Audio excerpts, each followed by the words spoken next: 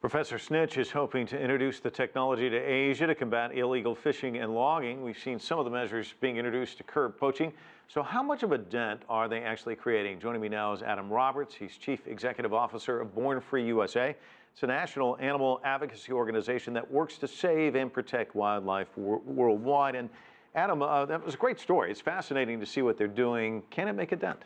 Yeah, I think it really can. And the amazing thing about it is that we're using all of the technology that we have available to us to fight poaching. But at the same time, we have to remember that all across Africa, there are wildlife law enforcement officers literally laying their lives on the line each and every day. And they need other things as well that they're being equipped with: boots, night vision goggles, vehicles, first aid kits, first aid training to try and make sure they can combat poaching. So it's really a combination of these things that's going to be most effective to stopping poaching on the ground. And there's been so many reports over the years about how the poachers have all the ammo, they've got all the stuff, and these poor guys, they also don't make much money out there trying to track these people down. Yeah, what we're finding more and more, and Born Free's research bears this out, is that it's not about small-scale, localized poaching anymore. It's about big wildlife crime syndicates that are moving elephant ivory or rhino horn from point A to point B, from Africa to Asia, and that in addition to trying to stop poaching on the ground in these places, we also have to choke off the trade, make sure that the ivory and the rhino horn can't leave in cargo ships or on aircrafts.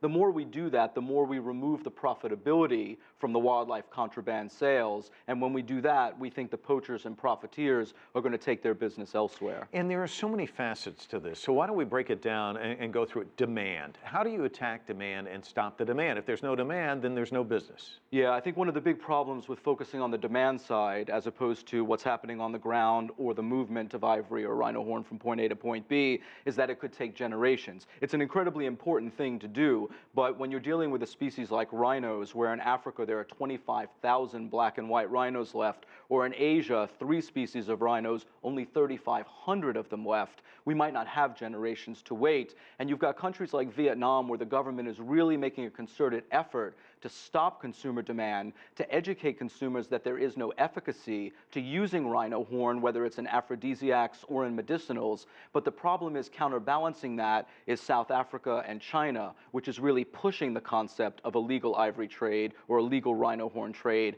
And that sometimes is the message that's heard at the end of the day. Let me talk to you about that because you just brought it up, the mythology. There's a lot of people who believe that this can help me with cancer, it can help me with that. And also there are some who actually believe, well, if they chop off the horns, they'll come back and that sort of thing. How do you attack the mythology aspect of it? It really is a long-term educational prospect. You have to do it over time, and you have to do it in a very concerted way. And what Born Free advocates, as many others do, is an unequivocal global policy, a simple uniform policy statement against ivory trade, against rhino horn. When you do that, it disincentivizes the poaching, because right now you've got prospective poachers out there knowing that there might be a marketplace next year or in the future, so it's worth poaching today. So that's the message that we have to convey. I've had the opportunity in the last year or so to interview Ming, Kristen, the actress from Sex and the City, both of them lending their voices to this issue, really spending a lot of time. How much does that help? I think it makes a huge difference because, obviously people in China, people on the ground in Asia, they are less likely to listen to me than they are to someone like Ming.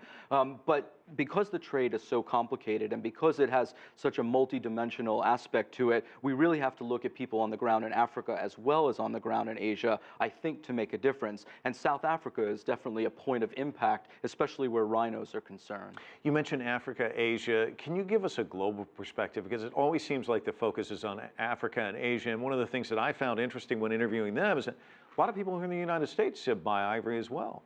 Yeah, we have to remember that not only is America blessed with bountiful wildlife, we're also a prolific consumer of wildlife, probably in most instances next to China, the #2 wildlife market in the world. So we have to get our ducks in a row here, so to speak. There are 2 things that I've noticed recently. One is that we actually have people being arrested right now in this country, a taxidermist in the Midwest state of Iowa and in the southern state of Texas, for consuming rhino horn, for actually selling rhino horn. That's incredibly important. But on the other side is the fact that from coast to coast across this country, you've got state legislatures that are looking at banning the domestic sale within their state of both elephant ivory and rhino horn. And I think that's an incredible message to send, that it's not only international and national pressure to stop the trade from a policy perspective, but it's happening at the state level as well.